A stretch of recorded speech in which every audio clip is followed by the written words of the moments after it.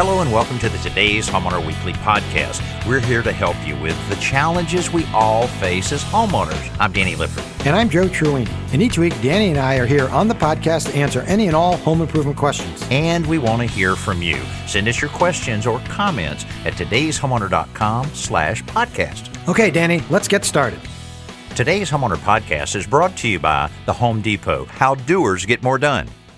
This week, we have a lot of things we want to share with you, including a few things you need to think about in your attic. It's got to have the right ventilation, and you want to make sure things aren't going into that attic that are making things worse. So we'll share with you a lot about that. Also, if you're faced with removing wallpaper, that could be one of the toughest home improvement projects out there, but we have a formula that'll make it a lot easier. Also, can you convert a wood-burning fireplace to use propane? There are some things to think about, and with the cold weather around right now, you may want to shrink wrap some of your windows. There are window insulating kits that are very inexpensive and very effective to take care of things. Also, Joe's got a simple solution for us. Yeah, this one is how to safely use an extension cord. Now, you might think, how do you not use an extension cord safely, right? You just plug it in and unplug it, but there are ways that keep you safe when using them, and I'm going to share that tip coming up. Extremely important, simple solution to keep you nice and safe. Okay, let's get started. Right now, we're going to head right to Virginia and talk with Mark. Mark, welcome to the show. How you doing, Danny and Joe? Oh, we're doing great, thanks. Tell us what's going on there in your house. Well, I bought a foreclosure a few years ago, and of course, still doing different things here and there. But since I've ventured up into the attic, I've noticed that my vents for my Jack and Jill style bathrooms upstairs, I didn't see any vents going anywhere other than they're in the ceiling in two of them. One of them, it looks like they just extended it and attached it to the rafters. And I'm wondering if that's what's causing some of I've noticed this past summer I had a little bit of mold issue in the shower area in the ceiling. And I'm wondering if that's probably part of it there, because I couldn't find any leaks or anything for the roof or anything. So I bet that is part of the problem. Yeah, it probably is, because a lot of times, Mark, what'll happen is, even if you use that vent, and of course, we always remind people, don't use the vent just when you're in the shower. Let it stay on for 10 or 15 minutes after that to really move all that hot, moist air out. But if it's just throwing it up in the attic, then you don't have a direct vent to the outside. Then moisture stays in that vent and can drift right back down into your room. So it really does need to be vented to the outside. Now, a lot of times, you mentioned that a vent was nailed to the rafters. A lot of times people will point them towards a turbine or a exhaust fan up there.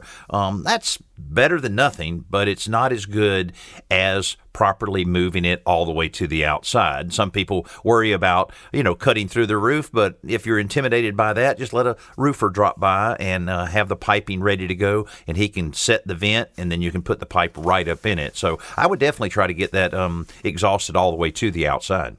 Yeah, because between that and my downstairs, because I got a tri-level, the one downstairs, I'm wondering if that one's vented all the way outside onto the siding. But it's like 2 times a year I have issues downstairs with fees, and I'm wondering if that's coming in through that vent, because there is no mesh or anything over it, or if I should try to put anything over it, because it just has those plastic louvers over it. Yeah, I would definitely, if you're having any problem like that, I would consider putting some hardware cloth or something along those lines, because, a properly working vent does have a damper inside to where when it is activated and it's turned on, it opens, and otherwise it stays closed. But those are a little problematic, and some companies have better ones than others. So I would look at trying to put that mesh in there, because, Joe, that's another thing we see a lot of times. That's an entry point for a lot of things, roaches and mice and a little bit of everything. Yeah, and Mark, if you have an exterior vent on a sidewall, and I have 2 of them, what I did is I installed, I don't know what the fan came with, but I replaced it with a sheet metal one you can buy at Home Depot. It's really affordable, and it has a little hood on the outside, completely protected. The damper opens up underneath this little hood, so nothing can really get in there as long as the damper closes all the way. And I'm not sure if there's any screen behind it, but ordinarily, like I said, once the fan's not working, that damper falls closed and there's no way for something to get in there. But you could always put hardware cloth over it on the outside. Just be careful not to obstruct that damper from opening. Yeah, I think this one they had with the when they replaced the vinyl siding, it sort of matches all that. So I'm thinking that's what they have out there. Because, right. Because basically when it's on, it opens up and it's just a clear shot in there. Right. It's just like an open hallway. Yeah. Well, it might not look as nice. It might not blend in. Maybe you can paint it, but I would get the I think it's galvanized metal or it's sheet metal, whatever, and just because that will really has that big hood over it. There's no way any kind of weather can get in there. Wind's not going to blow the thing open. So I would look into that. Okay. All right. I appreciate it. Okay, our pleasure, Mark, and best of luck on all of the odds and ends that you have to do on the home. And if we can help you any other way, just let us know. All right. Thanks.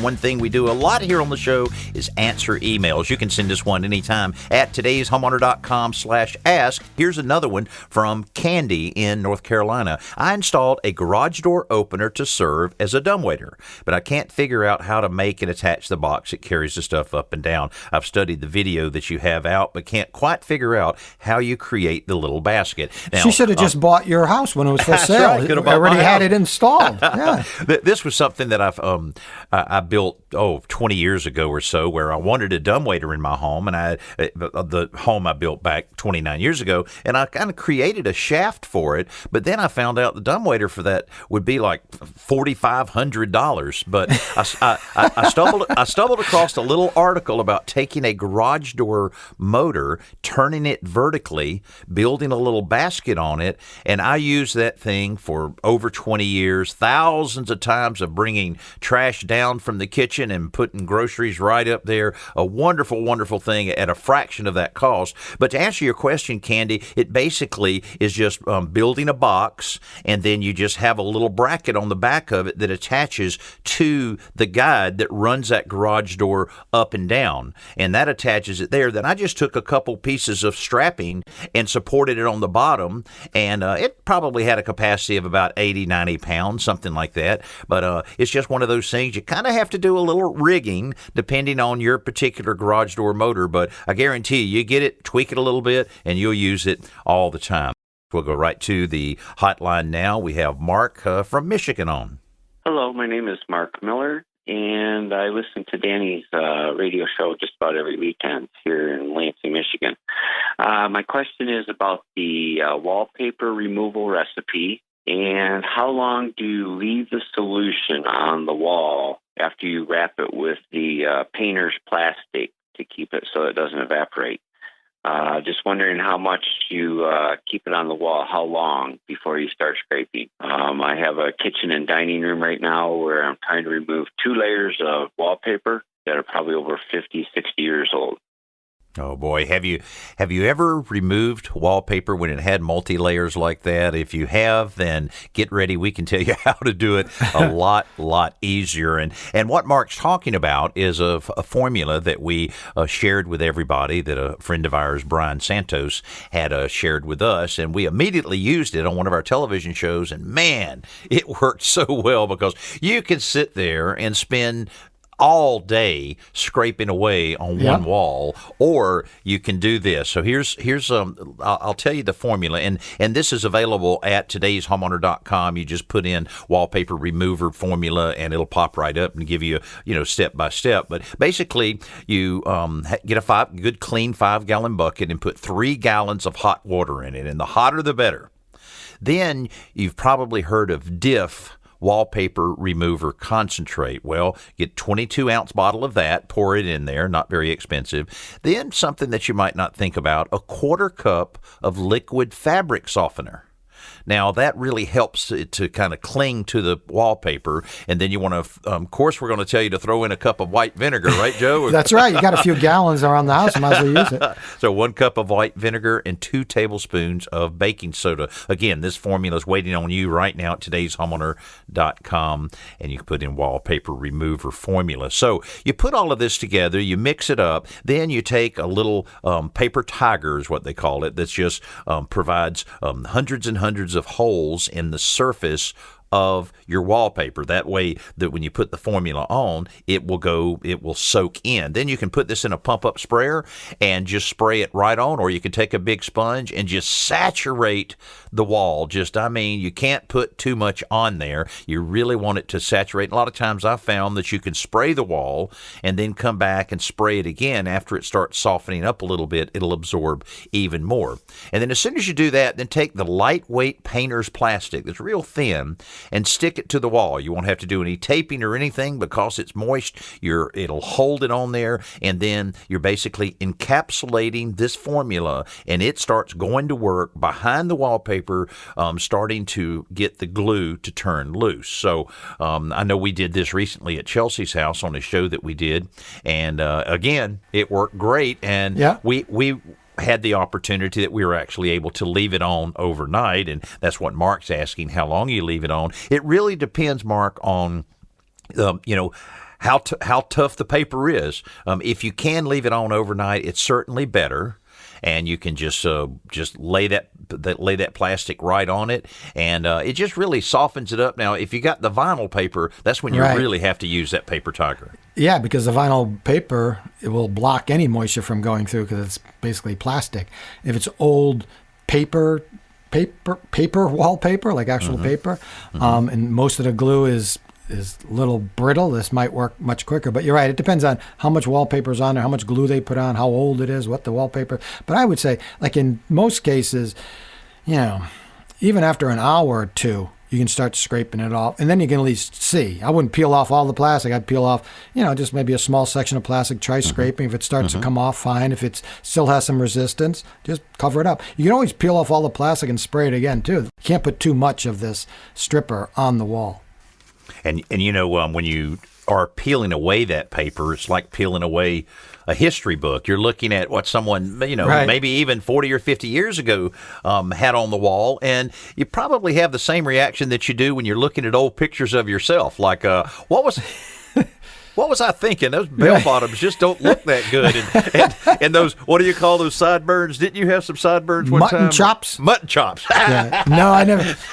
I was not much of a mutton fan, so I never had mutton chops. But you look back on some of those styles and things like that, and then look at some of the wallpaper and go, wow, I don't know, that looks like something I would see in my grandma's house or something. It's one of those styles. Well, we often say we get very few calls from listeners who have questions about putting up wallpaper, right? It's almost always taking down wallpaper. Exactly. Time for our Best New Product segment, brought to you by the Home Depot, how doers get more done. A lot of do-it-yourselfers and homeowners have discovered the advantages of oscillating multi-tools. They're great for all kinds of real tricky jobs, but the most common complaint I hear is that the cuts can really take a long, long time. Well, Milwaukee has solved that with their new M18 FUEL 18-volt Cordless Oscillating Multi-Tool. It features the Power State brushless motor, which delivers 10 to 20,000 oscillations per minute with an aggressive 4.2 degree oscillation angle that delivers the fastest cuts possible in that category. Now, that gives you the power to make large cuts through hardwoods and nail-embedded wood. It also features vibration dampening technology to make cutting a little more comfortable with less fatigue. Plus, there's a 10-setting dial, an auto-load feature, and an integrated 180-degree LED light for visibility in low-light situations. So, if you'd like to find out more about this Milwaukee M18 FUEL 18-volt cordless oscillating multi-tool, log on to homedepot.com. And as I said earlier in the show, Joe, that's one of those things. Once you get one, you're going to use it for all kinds of things. Yeah, and it's a little hard to describe if you're not familiar with it. You have to just go and look at it to see look it up and see it online. It really is a wonderful tool, and the biggest advancement they made from the early models, which really wasn't that long ago, is they all have quick change blades. You used to have the Allen wrench, you used to have to unscrew this nut and put it on. So now they usually have some kind of device. You squeeze a little spring-loaded catch and the blade pops off and you pop on another one. And more manufacturers are now making generic blades. So you don't have to buy them just, if you had to buy specific blades for that tool and from that manufacturer you couldn't find them, then what? But now, just like drill bits, they don't have to buy a drill bit from the drill manufacturer, right? You can buy them from whoever's making them. And the same thing with these blades. So, if you do any kind of work around the house, you'd absolutely need one of these oscillating multi-tools. Now, this is a real safe tool, but like any kind of tool that you're using, you really want to be safe. And I strongly recommend hearing protection. Get you some good earplugs or something there to really protect your hearing, because that high-pitched sound, it's a unique sound that comes out of that particular tool. And, boy, it can get some attention when you're gnawing away on a piece of wood. The good thing here is if this tool will do what it says here and move through the wood a little quicker, you won't have as much exposure. But still, put those glasses on and put those earplugs on, and you'll be glad you did when you're using one of those tools. Yeah, and the other thing I wear when I'm using those tools is I had bought, they make these, they're like half gloves, they're fingerless gloves, and they have vibration dampening pad on your palm. Oh, yeah. I originally bought them when I was doing a lot of tool tests for property mechanics, because you're holding a hammer drill all day long, it can really get to you. And then I started wearing them when I'm on my lawn tractor. But in any case, I use that, and they are amazing. They're only about a 1/4 inch thick, the pad on the handle, and on the hand pad itself, but it completely kills the vibration and doesn't make your hands sore within half an hour. There are a lot of changes that we're seeing, and hopefully the vaccines will kick in and see if we can get things back to normal, because everybody embracing so many projects around the home, and that once things get back to normal, that interest in the home will not go away. You're going to be more interested in doing a lot of different things. So what are you doing? What are you doing at your house? Listeners know that Danny built a new house recently, but there's always some project. So what have you been working on? What's the latest addition to your house? Shelves, building shelves everywhere. I thought I had enough shelves, but then when I continue to move things from a storage building I realized I don't have enough. So you start opening up those boxes and realize, well, now what? Man, oh man, where are these shelves? Like in the toy barn? Out in my toy barn, and then I'm gonna be starting to tackle my workshop. I have most of my tools in there now. I have some I'm buying this afternoon, and then I'll start putting everything in place and put my rig up my dust containment little system there with I've got some piping for that and a few things. Of course, I took care of the most important things. I got a TV out there. I got and I have these cordless speakers that Ryobi came out with a few years ago, and they had sent me a lot of them. I didn't really think about it, Right. Yeah, but you actually put an 18-volt rechargeable battery so that they can just stand alone. So and it's Bluetooth. So I hooked one up on my workbench and hooked it up through Bluetooth through my phone. Started playing music, and I said, okay, well, I wonder how the other one works. So I took the other one, moved it on the other side of the room, and pushed the button. Boom! It synced up just like that. So now I got two speakers. I said, well, I wonder how far I can go with this. Anyway, I'm up. How many do you have? I'm up to 7. So I have, and I just have them circled all around my room and everything. The neighbor's going to call the police sooner or later. It's just I got such a kick out of that. It was almost like something I discovered. I knew I had them, but I had no idea that they were as good a quality and the sound and so easy to pair up. It just was nothing to it at all. And so now I got to go buy some more 18-volt batteries, because all my batteries are rigged up. You're gonna have to put up more shelves just for your speakers. Yeah, man. So anyway, I'm looking forward to that, but I'm getting way down on the bottom part of my list, and enjoying that, because I got to get kind of at a good point, because I'm about to start tackling the big renovation at Chelsea's new home. Oh, good. Good. Yeah. So we're going to be doing a lot there. We'll be starting that in just a few weeks. Let me squeeze another email in. This is kind of interesting from Holly. Holly says, first of all, I love your radio show. I found it by accident on our local radio station a few weeks ago. I heard the tail end of a conversation about painting kitchen countertops. Mine are from 1990 plastic laminate. And I was trying to remember the name of the company you were discussing. They make a product that you can roll on to make the counters look like granite. Could you please tell me that company name? Well, I certainly remember that. We talk a lot about our friends that's right. at Deitch Coatings, and that's DAICH, coatings.com. And you can go right online and order that kitchen refinishing, countertop refinishing kit. Very easy to use, easy to completely transform any countertop, even cultured marble, in your bathroom or your kitchen. Easily can do it in less than a weekend, very reasonable in cost. So, Holly, that's exactly what you heard us talking about is a very successful little remodeling project there that you can do. And again, it's DeichCoatings.com. We got a lot of response talking about that. Yeah, and there are videos, Holly, right on the Deitch website. You can see exactly how that process goes, which is often helpful to see someone doing it. So before you start doing it yourself, in case you have any specific questions about how it's exactly applied. One of the things we hear a lot about is how everybody loves when Joe delivers another simple solution. What do you have, Joe? All right, Danny, this is extension cord safety tips.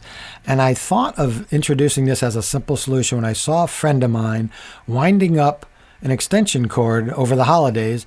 And I ran up to him and I grabbed him by the shoulders and I said, "Stop." And here was the reason. And this is a pretty common practice, and nobody should be doing this. He was winding up the cord, just around his arm, like his elbow and his hand, and the other end was still plugged into the wall.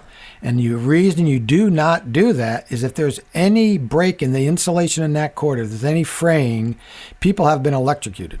And many people have been shocked. And either way, you don't want it to happen. So never, ever wind up an extension cord that's not unplugged from the outlet. And also, now, they say you're supposed to do this after every single time you use the cord. I must admit, I don't do this, but I do it pretty regularly. Always inspect the cord before you plug it in, especially at the ends, right? I mean, occasionally there might be a slice or cut or a crimp in the middle of the cord, but it's often the plug ends that wear out and crack first. So that's a safety tip. Just check those cords before you plug them in. And especially around the holidays, I guess is what made me start thinking about this because, people probably use more extension cords than they ordinarily do, plugging in lights and decorations. So that's the safety tip. Most importantly, never wind it up when it's still plugged into the wall. Well, I can certainly share with you a story that's a true story and a very sad story that emphasizes that very much. I was doing that same thing when I was out on my tools working and so forth, and I was winding up my cord. This lady came out screaming at me. I mean, startled me. I dropped the cord, said, "What?"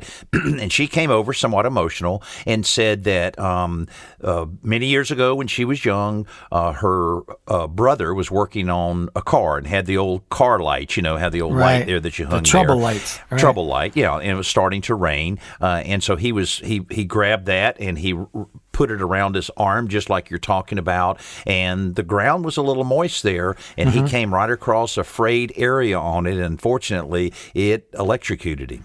Wow. Right in front of her, and certainly, scarred her. But I'm telling you, I have never done that since, because every time I touch a cord like that, I always go to the wall and unplug it. And I probably told, 50 people over the years that story in that scenario where they're, about to make a mistake. So, hey, let's be safe out there. Let's think about it. Let's do what we need to do the right thing. And you know what? You might not be able to change the world completely with some of the things that you do, but you know what? You can change your world around your home by getting just a little inspiration, a few ideas, and just solutions to problems you have around the house.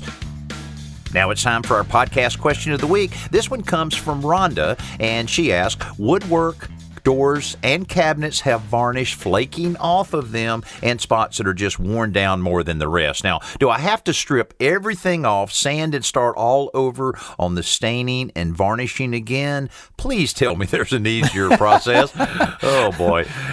It's awfully hard to touch up varnish. I mean, if you have just a little place here and there that you can lightly sand and then apply several coats of varnish, sometimes you'll get lucky on that. But the discoloration, a lot of times, Joe, will cause the problem there, because you might have some yellowing that has taken place on it, and then you put fresh varnish on it. It just doesn't quite match up. I've never had much luck on that. Yeah, I'd hate to say that Rhonda has to completely strip these, and she might have to, but there are a few things you can try before doing that. And you can do some spot repairs. Now, how successful those repairs are by applying more varnish over that will depend on how long the bare wood has been exposed. If these are kitchen cabinets and they've been exposed for a year or more, and it's got grease and cooking grease and dirt and grime deep into the grain of the bare wood, then that's different than if the varnish is just flaking off and the wood underneath has not been exposed to dirt and grease. So it sort of depends on how long it's been flaked off and what it's been exposed to. But I would certainly try sanding it, removing the hardware sanding, get a random orbit sander, and try grinding off as much as you can.